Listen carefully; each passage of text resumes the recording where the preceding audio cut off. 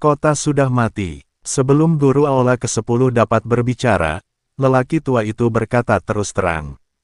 Master aula ke-10 sedikit terkejut, lalu mengangguk dan berkata, Lao Qian benar, Luota sudah mati, dan lampu jiwa hidupnya telah padam. Secara logika, selama kekuatan tersembunyi di dunia para dewa dan manusia itu tidak muncul, Luota tidak akan terkalahkan. Aku memintanya pergi ke kota binatang untuk membeli beberapa batu roh abadi, tapi lampu jiwa kehidupan padam dan dia terbunuh. Aku hanya tidak tahu siapa yang melakukannya. Kami telah bekerja sama dengan Beast City selama bertahun-tahun, dan hal seperti ini belum pernah terjadi sebelumnya. Jadi ini seharusnya bukan kesalahan penguasa kota Beast, jadi saya secara khusus datang untuk meminta Tuan Qian untuk melihatnya. Ketua Istana ke-10 sangat menghormati Qian Lao ini. Tampaknya Qian Lao ini memiliki status lebih tinggi dari dia, Ketua Istana. Qian Lao mengangkat kepalanya sedikit dan melihat langsung ke guru aula ke-10, sedemikian rupa sehingga guru aula ke-10 tidak berani untuk saling memandang. Saya mengabdikan diri untuk menghitung jalan surga, dan menggunakan energi dan darah hidup saya untuk membangun formasi bintang 7 ini, hanya untuk membantu Anda menghitung kematian seorang penyembah kecil. Gan Lao tampak sedikit tidak senang. Master Aula ke-10 berhenti sejenak dan dengan cepat mengakui kesalahannya, Qian Tua, saya salah, saya seharusnya tidak bertanya kepada Anda. Lupakan saja, Narota ceroboh dan dibunuh oleh seorang pemuda bernama Chen Ping. Mengenai identitas Chen Ping, saya tidak bisa menyimpulkannya. Itu terlalu misterius. Jadi saya menyarankan Anda untuk tidak memprovokasi pemuda itu jika tidak perlu. Sekarang formasi besar sepertinya akan runtuh. Tangga menuju surga akan segera muncul. Ketika dunia surga dan umat manusia berada dalam kekacauan, banyak orang akan berbondong-bondong menaiki tangga untuk kembali ke surga. Anda harus membuat lebih banyak rencana. Qian Lao melambaikan tangannya dan berkata, saya memahami bahwa tugas saya saat ini adalah menyatukan surga dan dunia manusia dan memperluas wilayah kuil. Tidak peduli jika orang-orang itu kembali ke surga, maka saya akan menjadi penguasa surga dan dunia manusia. Kata guru aula ke-10 dengan sedikit gembira. Kekanak-kanakan, Qian Lao mengucapkan dua kata dengan ringan, lalu menundukkan kepalanya, melihat susunan bintang 7 di depannya dengan hati-hati, dan berhenti berbicara. Setelah melihat ini, guru aula ke-10 tidak berani tinggal lama dan segera berbalik dan pergi. Dia tidak mampu menyinggung orang tua ini. Dia bisa menyimpulkan jalan surga. Bahkan jika Tuan Aula pertama datang, dia akan memberinya wajah. Chen Ping, Master Aula ke-10 yang kembali ke aula utama terus mengomeli nama Chen Ping. Terakhir kali Luota dan yang lainnya melarikan diri dari dinasti Xiao, mereka terus membicarakan nama Chen Ping, dan itu Tuan Xi. Hingga saat ini, 10 penguasa istana tidak mengetahui apa hubungan antara Chen Ping dan Tuan Xi. Namun mampu membunuh Lota dan menghidupkannya kembali menunjukkan bahwa lawannya pasti sangat kuat. Sekarang Gan Lao telah memintanya untuk tidak menemui Chen Ping untuk mencari masalah, tetapi penguasa aula ke-10 selalu tidak mau melakukannya. Luota telah mengikutinya selama bertahun-tahun dan selalu setia, jika tidak, dia tidak akan menyerahkan kepada Luota untuk berbisnis dengan Beast City. Sekarang Lota telah terbunuh, jika dia tidak mengambil tindakan apapun, berapa banyak orang di 10 aula yang akan menyerah di masa depan. Setelah memikirkannya berulang kali, niat membunuh muncul di mata guru aula ke-10. Kemarilah, teriak guru aula ke-10. Saya melihat seorang pria muda masuk.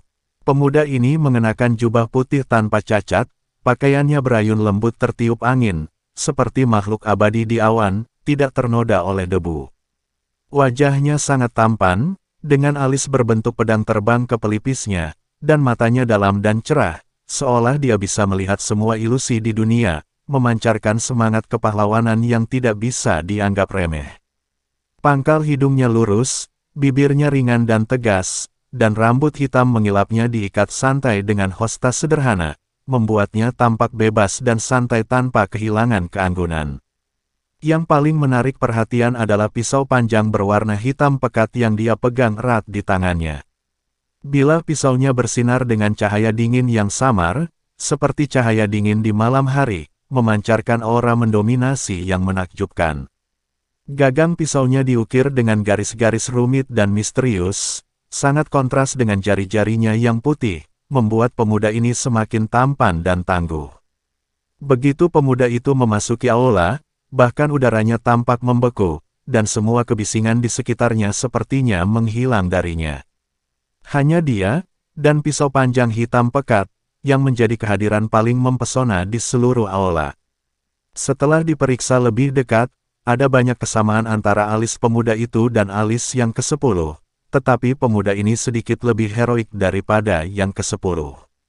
Master Aula ke-10 baru saja mengangkat kepalanya dan menatap pemuda di depannya, alisnya sedikit berkerut, dengan sedikit rasa jijik di matanya. "Siapa yang memintamu keluar?" Guru Aula ke-10 bertanya dengan nada dingin. "Ayah, aku." "Diam, siapa ayahmu?" "Di aula ini, panggil aku penguasa aula." Sebelum pemuda itu selesai berbicara, Master Aula ke-10 segera berteriak untuk berhenti.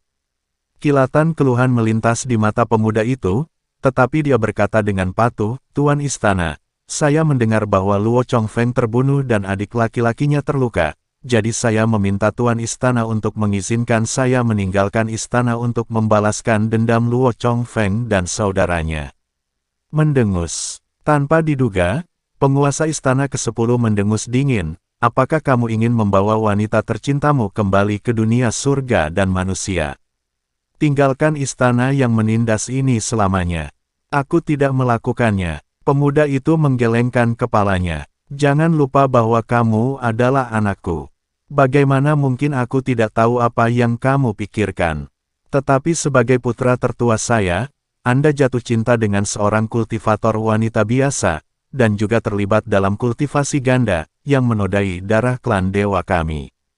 Bahkan jika saya tidak membunuh Anda tetap ingin meninggalkan aula ke-10 dan pergi ke dunia surga dan manusia." Tuan Istana ke-10 berkata dengan wajah dingin dan ekspresi seolah ingin membunuh seseorang. "Tuan Istana, saya benar-benar ingin membalaskan dendam Luo Zongfeng dan saudara laki-laki saya." Pemuda itu menundukkan kepalanya, tapi tetap menolak mengakui bahwa dia berpikir untuk meninggalkan aula ke-10. Mata guru aula ke-10 masih menatap lurus ke arah pemuda di depannya, seolah dia ingin melihat ke dalam dirinya. Setelah beberapa saat, penguasa aula ke-10 akhirnya berbicara, "Luota hanya selangkah lagi untuk menerobos alam Mahayana dan menjadi biksu abadi. Bagaimana alammu dibandingkan dengan dia?" "Luo Zongfeng dan saya berada di level yang sama. Saya juga selangkah lebih dekat untuk menembus keabadian, tetapi saya tidak pernah menemukan peluang. Saya ingin jalan-jalan kali ini, dan saya juga ingin memanfaatkan kesempatan ini untuk melihat apakah saya dapat menemukan peluang untuk terobosan." Pemuda itu menjelaskan, "Lota telah terbunuh. Jika kamu pergi untuk membalas dendam dalam keadaan ini, bukankah sudah pasti kamu akan mati?" Meskipun nada suara Master Aula ke-10 masih dingin saat ini, itu sudah mengandung sedikit kekhawatiran. Luo Gongfeng pada dasarnya ceroboh dan sombong. Jika dia meremehkan musuh, dia pasti akan memberikan kesempatan kepada musuh. "Saya tidak akan pernah memberikan kesempatan seperti itu kepada musuh," kata pemuda itu. Mendengarkan kata-kata pemuda itu, ada sedikit kelegaan di wajah guru aula ke-10, tapi itu hanya hilang dalam sekejap. "Oke, silakan bawa para penjaga dan wanita bersamamu. Terlepas dari sukses atau tidaknya, jangan kembali lagi. Aku tidak ingin melihatmu, dan aku tidak akan mengakui bahwa aku memilikimu sebagai anakku." Penguasa istana ke-10 melambaikan tangannya, dengan sedikit ketidakberdayaan dan kesedihan di wajahnya yang dingin. Tubuh pemuda itu sedikit gemetar, dan dia mengangkat kepalanya dengan rasa tidak percaya di matanya. Tetapi ketika dia menatap wajah guru aula ke-10, dia menemukan bahwa wajah guru aula ke-10 telah menoleh ke samping. Anakku, mohon pensiun. Mata pemuda itu sedikit merah, dia membungkuk dalam-dalam dan perlahan keluar dari aula.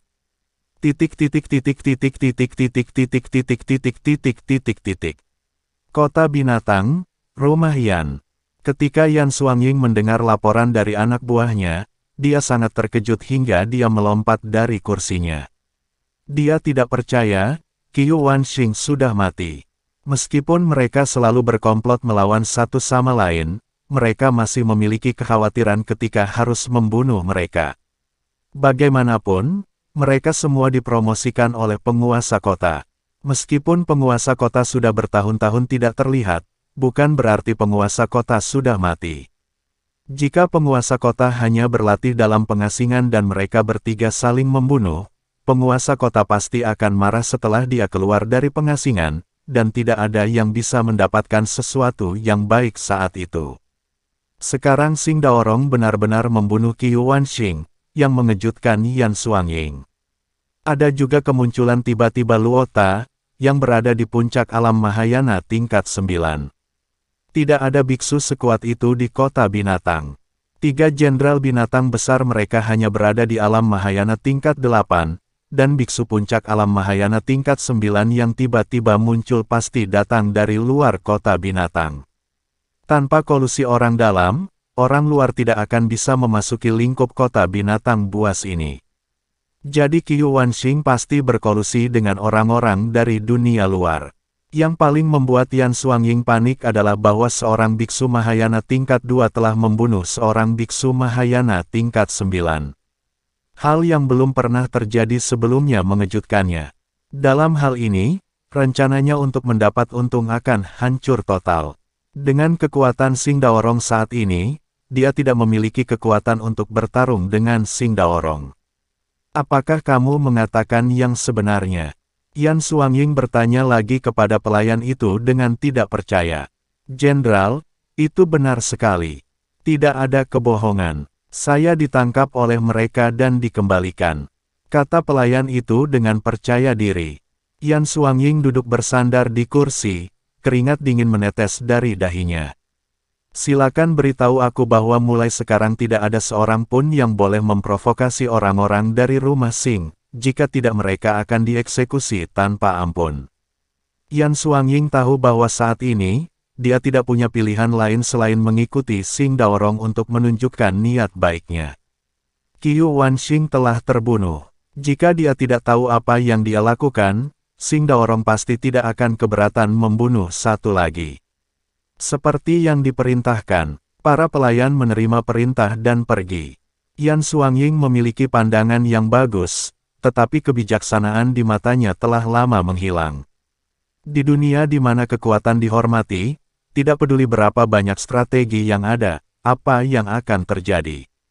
Menerima takdirku, rumah Xing, Chen Ping dan Xing Daorong telah kembali, dan Bai Cheng serta orang-orangnya terus menambang batu peri. Qiu Wanxing sudah mati, dan tidak ada yang berani memanfaatkan urat batu roh peri. Yan Xuangying juga telah diperingatkan.